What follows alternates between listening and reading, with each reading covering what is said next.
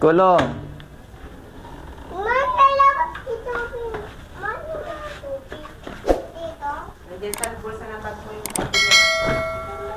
Yun, maghahatid na ako sa school, guys.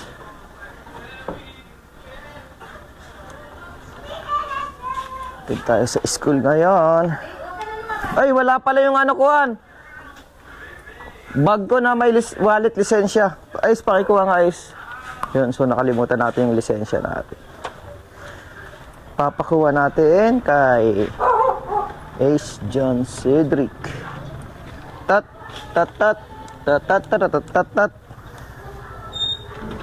Siyempre kasama natin si Ella. Ella, kaway ka sa camera. Ella.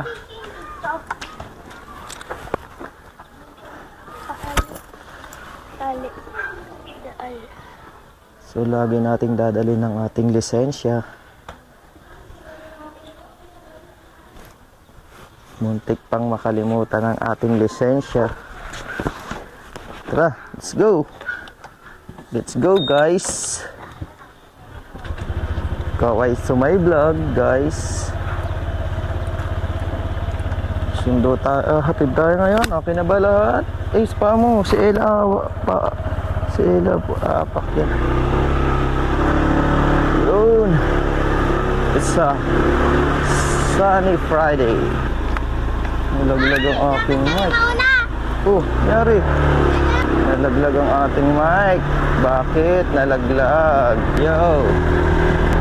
It's a sunny Friday. It's February 14. Valentine sa inyong mga papi.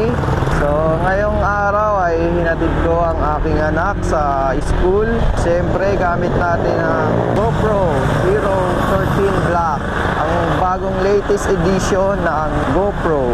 Siyempre, gamit din natin ang Shure wireless microphone.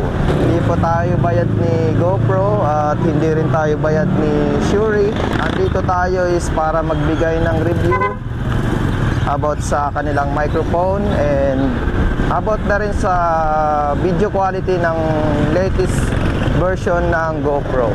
So, pagkabili ko ng GoPro, wala naman ako nakitang mga bago. Actually, yung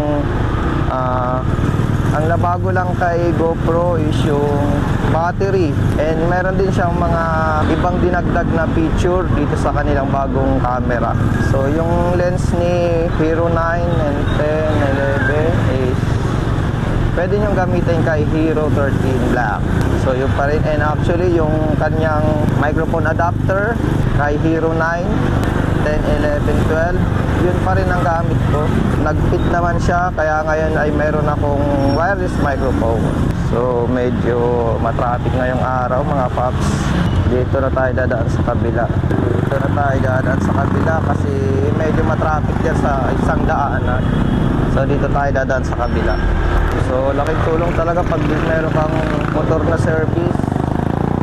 Dahil may hatid mo sila sa school. At the same time, makakaiwas sila sa mga traffic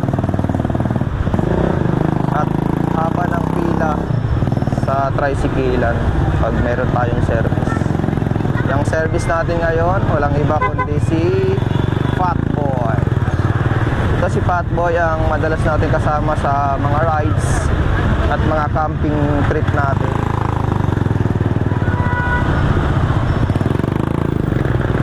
Fatboy ay isang motor na gawa ni Honda na 160cc at 4 valves at adventure type to mga papi. Dual type kumbaga, pwede sa city drive, pwede sa adventure. Kaso may mga ginawa na ako ditong modification gaya ng paglo-lowered at iba pang mga accessories na idinagdag ko dito sa aking motor. Kaya medyo nabago na ang kanyang itsura. Pero yung kanyang performance is wala pa rin nabago. Kahit na nagkaroon tayo ng konting modification sa ating motor, hindi tayo kontento sa itsura ng ating motor. Binago natin at nilagyan natin ng konting modification. Wala namang nabago sa performance, ganun pa rin. Sa play ng shock, ganun pa rin. Ang oras natin ay 12:15 ng tanghali.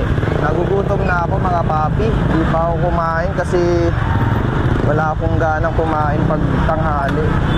Pag maaga pa, wala akong gana. So, mamaya na ako kain pagbalik. Okay. So, nandito na tayo sa tapat ng school. At ibinaba natin sila. So, ingat kayo sa pagpasok. Kaway sa camera. Ace, kaway sa camera, Ace. Ella, kaway sa camera. Hi, bye-bye.